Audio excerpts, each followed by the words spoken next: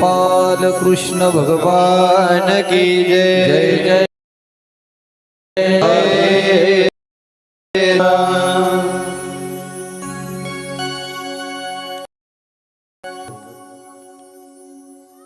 हनुमंतरायाच्या चांगदंडवत प्रणिपात करून देवत स्मर पंढरीशी पांडुरंग परमात्मा त्यांना कोटी कोटी वंदन करून ग्रंथाची जी अधिष्ठात्री देवता आहे भगवंत त्यांना शतशः प्रणाम करून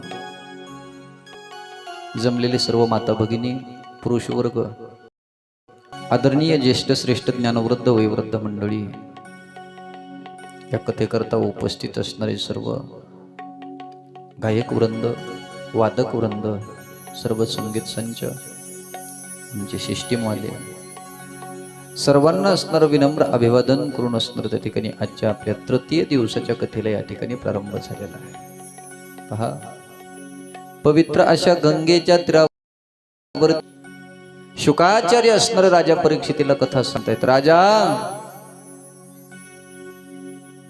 कारण जी कथा तो श्रवण करायला असती कथा म्हणजे सामान्य कथा नाही।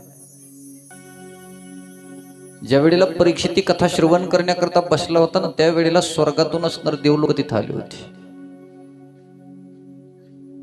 त्या देवलोकांनी सांगितलं राजा ऐक ना, काय अरे तुला मरणाची भीती आहे ना? म्हणला हो, मग एक काम कर, आम्ही तुला असणार आजरामर करतो, आम्ही तुला असणार अमृत आणून देतो। अमृत इंद्राच्या हातामध्ये अमृताचा कुंभ होता, सांगितलं हे अमृत घेतो आणि ती कथा आम्हाला दे। ऐका, परीक्षित ज्यानं शुकाचार्याकडे बघितलं म्हणले महाराज तुमची काय इच्छा आहे बरं? मी काय नेमकं कथा अमृत ग्रहण करू, सेवन करू, अमृत स्वर्गातलं प्राशन करू, सांगा। शुकाचार्य म्हणले राजा ऐक ना, काय अरे अमृत पेल्याच्या नंतर तू अमर होशील गोष्ट खरी आहे, पण ही कथा असणार त्या ठिकाणी तुला अभय करील। अभय तुला म्हणजे जी मरणाची भीती आहे ना ती भीती असणार त्या ठिकाणी काढून टाकणारी कथा आहे। तुला असणार त्या ठिकाणी अभयता प्राप्त करायची का अमरत्व प्राप्त करायचं हे तू ठरव। स्वर्गातील देवलोकांना असणार त्या ठिकाणी अमरत्व आहे, पण त्यांना सुद्धा भीती आहे। कशाची माहितीये का? त्याला माहित आहे ज्या टायमाला आमचं पुण्य संपलं ना की आम्हाला स्वर्गातून खाली यावं लागणार आहे। हे तिथला असणारा नियम आहे। कुठला? त्यातला पुण्याची पाहुटी सरे सवेची इंद्रपणाची उटी उतरे येऊ लागती माघारे मृत्यू लोका। मृत्यू लोकात पुन्हा अवतार। मग तुला काय पाहिजे? सांगितलं कथा अमृत पाहिजे, मला नाही पाहिजे। ज्या कथेच्या पुढे अमृताचा त्याग परीक्षिती राजाने केलेला आहे ती कथा तुम्हाला आम्हाला ऐकायला भेटते। याच्याकरता भाग्य लागत आहे, कथा कोणालाही श्रवण करता येत, याच्याकरता पुण्यही लागत आहे। अनेक जन्म जन्मांतरातली पुण्यही एकत्रित आल्याच्या नंतर कथा ऐकावीशी वाटते। कोणीही कथाच्या मंडपात येऊ शकत नाही, तुम्ही बांधून आणा, येऊ शकत नाही महाराज। का? कारण त्याला ती कथा त्या ठिकाणी रुचत नाही, त्याला आवडत नाही।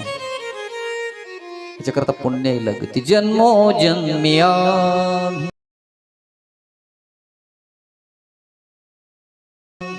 जन्मो जन्मिया बहु पुण्य के देवाया विठा कृपा के देवाया विठा कृपा के जन्मो जन्मिया बहु जन्मो जन्मिया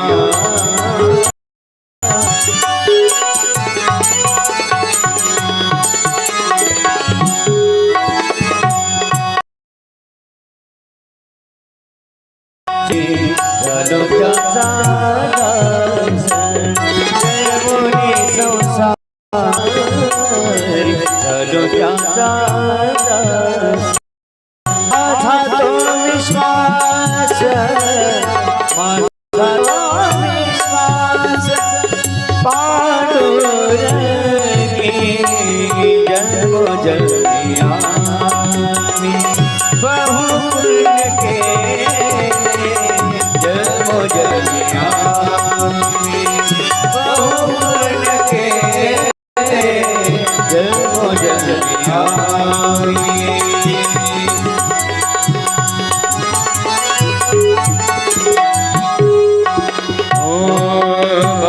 सुकृताची जोडी वर्णवी तरी आवडी तो हा विठ्ठल बरवा तो हा माधव बरवा होता सुकृताची जोडी वर्ण विठ्ठली आवडी आवडी विठ्ठल बरवा तो हा माधव बरवा बरवा बरवा बहुत सुकृताची जोडी हे का नाही म्हणून विठ्ठली आवडी किंवा जन्मोजन्मी आम्ही हे बघा ज्याच्याकडे पुण्य संचय येतो या मंडपात येतो ज्याच्याकडे पाप शिल्लक आहे ना ते मंडपात येणारच नाही. दूध कसं आहे दूध कोणालाच माहित नाही दूध दूध दूध गोड आहे गोड ऐका ना पण ज्या वेळेला टायफॉइड होतो अंगामध्ये ताप असते ना ताप त्यावेळेला त्याला पिण्याकरता ते दूध द्या ते म्हणते कडू झर लागायला कसं लागायला कडू लागायला म्हणते का कडू लागायलाय समजा अंगात ताप आहे ज्या वेळेला गोड दूध माणसाला कडू लागत आहे त्या वेळेला अंगात ताप असते आणि ज्या वेळेला गोड परमार्थ कडू लागत आहे त्या टायमाला अंग पाप असते ज्याच्या अंगात पाप आहे ना त्याला परमार्थ कडू लागत आहे विषय विषयाचा परिपाडू गोड परमार्थ लागे कडू ऐका ना कडू विषय तो गोडू जीवाशी झाला ही स्थिती आहे राजा काय अरे तुझ्या पूर्वीच्या पुण्याईनं तुला कथा पाहिलेली आहे आणि सांगण्याकरता स्वतः शुकाचार्य आलेले आहेत कथा म्हणजे भागवत सामान्य नाही महाराज हे भागवत कल्पतरूच्या झाडाला पाडाला आलेलं फळ आहे महाराज कसं आहे ज्या वेळेला आंबा आहे आता पुढे येतात ना आंबे हे का नाही आंब्या ज्या वेळेला असणार पाडाला येतो त्यावेळेला तुम्ही काय करता त्याला उतरून आणता घरी हे का नाही पण खरं सांगा आंबा पाडाला आलाय हे तुम्हाला आम्हाला आधी कळतंय का पोपटाला अदोगर कळतंय कोणाला कळतंय बोला बोला बोला कोणाला कळतंय पण ना ज्या वेळेला संपूर्ण आंब्याचं झाड आहे त्या झाडामध्ये अनेक आंबे आहेत पण जे पाडाला आलंय का त्यालाच तो रागू जाणार आणि तोच मारणार इतक्या आंब्यातून त्याला पारख आहे महाराज ही पारख आपल्याला नाही अलग लक्षात मग तसं कल्पतरूच्या वृक्षाला पाडाला आलेलं फळ म्हणजे भागवत आहे त्याच्यामध्ये पुन्हा त्याला असणार राघुरूपी शुकाचार्यानं चोच लावलेली आहे का म्हणून हे भागवत सामान्य नाही आणि सांगितलंय हे भागवत मला सांगा फळ खात असते का पेत असते कसं काय खात असते हे का नाही पण इथं सांगितलंय पिबत भागवत रसमान सांगितलंय बाकीची फळं जे आहेत त्या फळामधून थोडं मला काही ना काहीतरी फेकून द्यावं लागतंय काय करावं लागतंय बघा तुम्ही जांब खा जांब खाल्ल्याच्या नंतर शिल्लक तोंडामध्ये ते ब्याचं काय होतंय तितकं का होईना कोण टाकावंच लागतंय बाकीची सगळी फळं बघा त्या फळामध्ये टाकाऊ पदार्थ आहे काहीचं वरचं खायचंय आतलं फेकून द्यायचं काहीचं वरचं फेकून द्यायचंय आतलं फेकून द्यायचं मधातलं खायचं पण भागवत तसं नाही कसं आहे निगमकल्पतरुर गलितम फलम सुखमुखात ध्रुव अमृत संयुतम पिबत भागवत रसमालयम मुहुर्हो रसिका भुवि भावुका संपूर्ण प्राशन करा आणि तो प्राशन करण्याकरता परीक्षित राजा बसलेला आहे विचारलं बाबा काय 7 दिवसात मी जाणार आहे म्हणले हो पण ऐक ना काय तुला मरणाची भीती प्राप्त झाली नाही पाहिजे याच्याकरता कथा ऐक राजा म्हणलं काय हो महाराज प्रत्येक जण जन्माला येतंय काय मरत आहे काय हे का नाही कारण इथं जन्माला आलेले सगळेच मेले म्हणलं कोणी जिवंत राहिलं नाही मागचं आहे का कोणी जिवंत गेले का नाही आई सगळेच गेले कोण कोण गेले सगळेच गेले ना बाबा कोण शिल्लक राहिलं आहे का नाही आजा मेला पंजा मेला बाप मसना गेला आजा मेला पंजा मेला बाप मसना गेला एक देख नाच पंच तो येलायचा दादा एक देख नाच तो येलायचा दादा एक देख नाच पंच तो येलायचा आजा मेला पंजा मेला बाप मसना गेला देखत देखत नाच पंच तो येलायचा दादा एक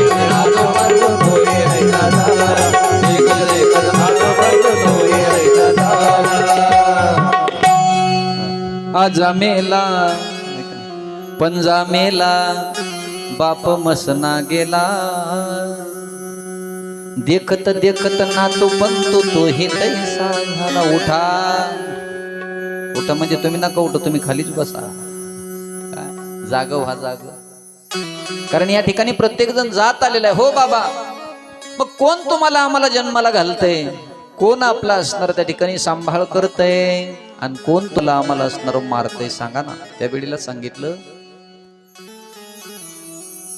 ब्रह्मदेव तुमची आमची उत्पत्ती करतात विष्णू परमात्मा तुमचा आमचा सांभाळ करतात आणि शंकरजी असणार तुमचा आमचा संहार करतात असं कशी झाली सृष्टीची उत्पत्ती त्याकरता वर्णन करून सांगितले सृष्टीची उत्पत्ती ब्रह्मदेवानं केलेली आहे अनेक वेगवेगळ्या योन्या निर्माण केल्या महाराज 83,99,999 ठिकाणी असणार प्रकट केल्या त्याच्यामध्ये काही मरुदगण निर्माण केले काही पिशाचे निर्माण केले काही भूतगण निर्माण केले जलचर भूचर खेचर आहे का नाही सगळ्या असणार त्या ठिकाणी अंडज स्वेदज जारज उद्भिज या सगळ्या असणार त्या ठिकाणी योन्या निर्माण केलेल्या आहेत ज्या वेळेला सगळ्या योन्या असणार निर्माण केल्या देवानं विचार केला बाबा असं हे असणार त्या ठिकाणी मजा कामाची एक बी केली नाही मग मजा कामाचं असणार त्या ठिकाणी काहीतरी निर्माण केलं त्यावेळेला हा मानव देह निर्माण केला मानव देहामध्ये सुद्धा 4 सनत कुमार निर्माण केले नारद आत्री अगस्ती भारद्वाज जमदाग्नी वेगवेगळे असणार ऋषी निर्माण केले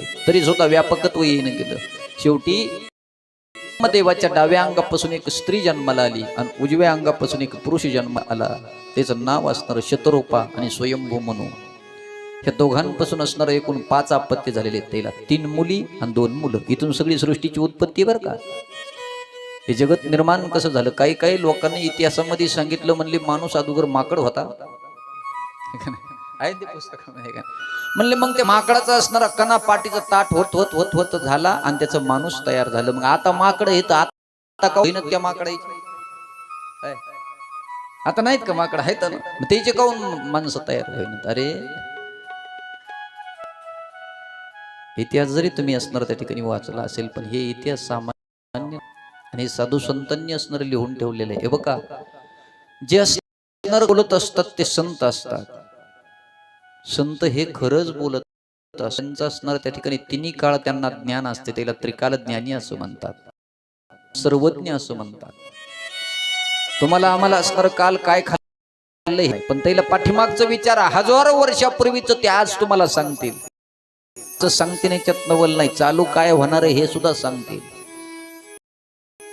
पुढं हजारो वर्षाच्या नंतर पुढं काय घडणार आहे हे सुद्धा साधू संत सांगत असतात म्हणून त्याला सर्वज्ञ म्हणत असतात लक्षात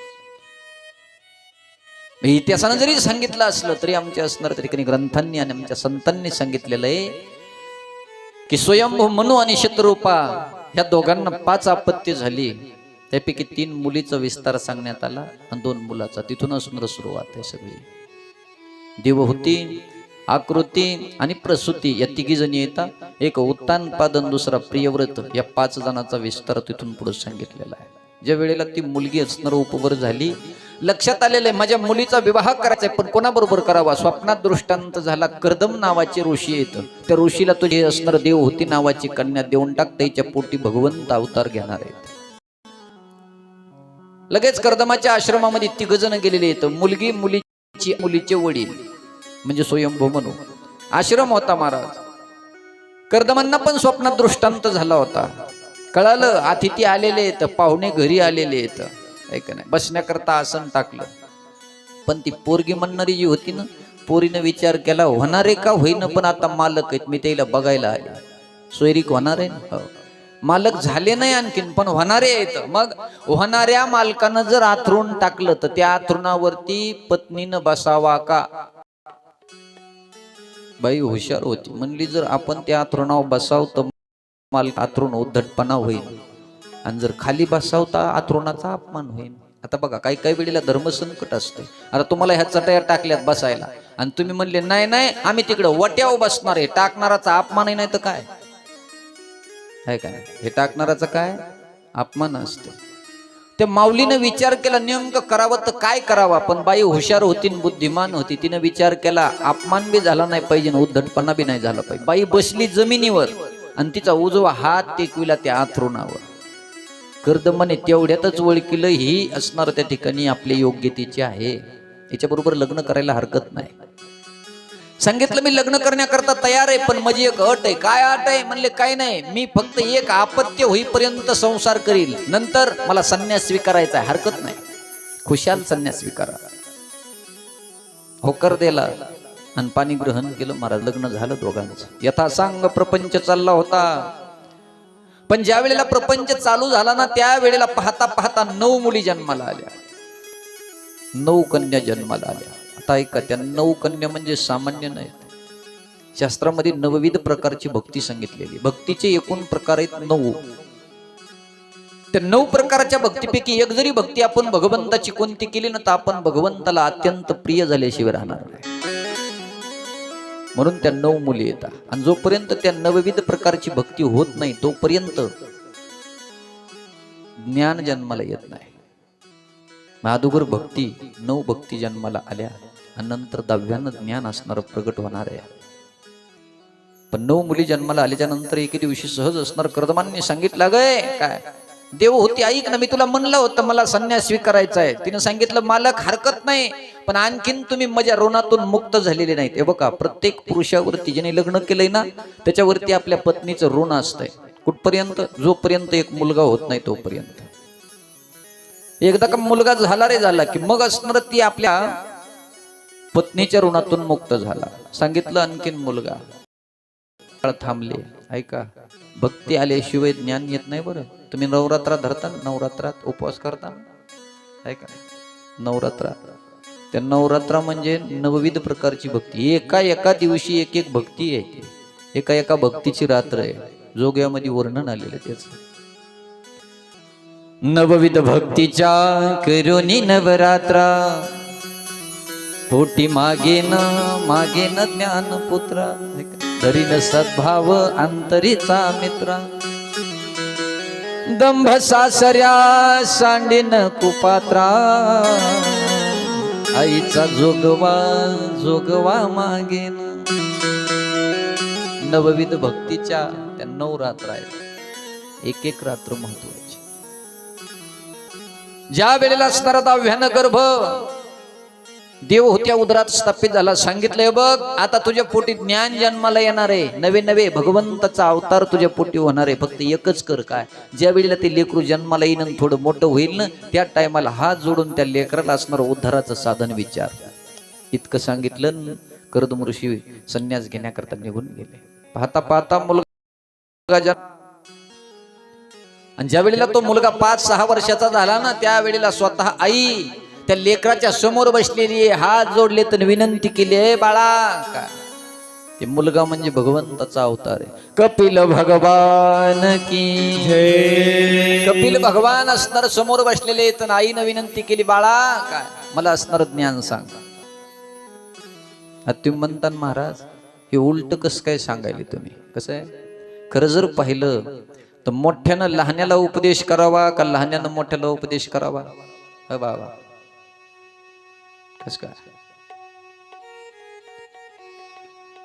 वयानं व्यक्ती कसा आहे याला महत्व नाही, ज्ञानानं असणार किती मोठा याला खूप महत्व आहे. ऐका, वयाचा विचार तिथे केला जात नाही. आमच्या मुक्ताबाई फक्त 5च वर्षाच्या होत्या. ज्ञानदादा वयानं मोठे होते, ज्ञानानं मोठे होते महाराज. ऐका ना, पण कधी कधी ज्ञानी माणसाला सुद्धा असणार कमी वयातल्या माणसानं उपदेश केलेला आम्हाला शास्त्रात पाहायला मिळतो. ज्ञानदादाला एक दिवशी राग आला समाजाचा. अरे या समाजाकरता मी असणार संपूर्ण जीवन या ठिकाणी असणार त्यांची सेवा करण्याकरता, त्यांचा उद्धार करण्याकरता, कल्याण करण्याकरता आलेलो आहे, आणि हा समाज मला असणार त्या ठिकाणी दुःख द्यायला लागलेला आहे. एवढं दुःख असते. अरे आमच्या झोळीमध्ये शेण टाकावं, खाण्याकरता काही देऊ नये आम्हाला, मांडे भाजण्याकरता खापर देऊ नये. राग आला, राग एक दिवशी. आणि ज्ञानदादा ज्या वेळेला असणार पर्णकुटीमध्ये गेलेले तर ताटी लावून घेतली मधातून. हे बघितलं आमच्या आदिशक्ती मुक्ताबाईनं, आणि मुक्ताबाई त्या ठिकाणी जवळ गेलेल्या आहेत. दादाला विनंती करू लागल्या, दादा काय ताटी हे बघा, खरं जर पाहिलं तर ताटी हाताने उघडीता येत होती. ताटी म्हणजे काही कुलूप नव्हतं तिथं, झोपड्याला ताटी लावलेली तुम्हाला माहिती ना कशी असती. तर पण दादाची ताटी उघडली नाही. उभ्या होत्या आणि बाहेर उभा राहून असणार ज्ञानदादाला सांग ताटी उघड ना. सांगितलं मला नाही उघडायची ताटी. अगं या समाजाचं कल्याण करण्याकरता आलो ग, पण याने असणार मला दुःख द्यायला लागले. दादा काय आज तुम्ही साधू आहेत, तुम्ही योगी आहेत, आणि योगी कसा असला पाहिजे याकरता 12 अभंग गायले महाराज बाहेर उभा राहून. काय का नाही सांगितलं, योगी असणार त्या ठिकाणी पावन असला पाहिजे. योगी पावन मनाचा, योगी पावन मनाचा, योगी पावन मनाचा, योगी पावन मनाचा, पावन मनाचा, योगी पावन मनाचा, योगी पावन मनाचा, योगी पावन मनाचा, साही अपना सजनाचा, साही अपराध विनाचा, योगी पावन मनाचा, योगी पावन मनाचा, योगी पावन मनाचा, योगी पावन मनाचा.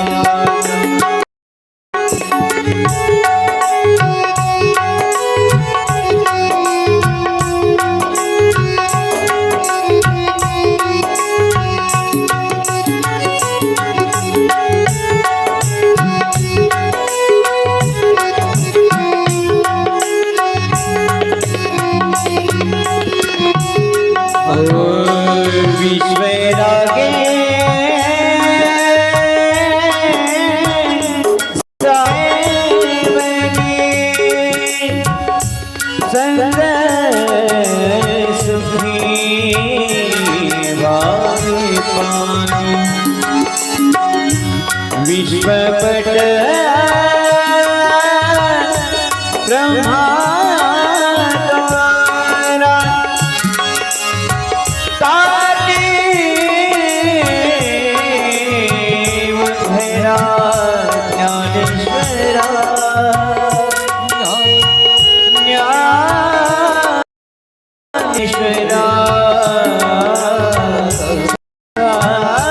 साई अपना, साई अपना भजना, साही अपराध जनाचा, योगी पावन मनाचा, योगी पावन मनाचा, योगी पावन मनाचा, योगी पावन मनाचा. योगी पावन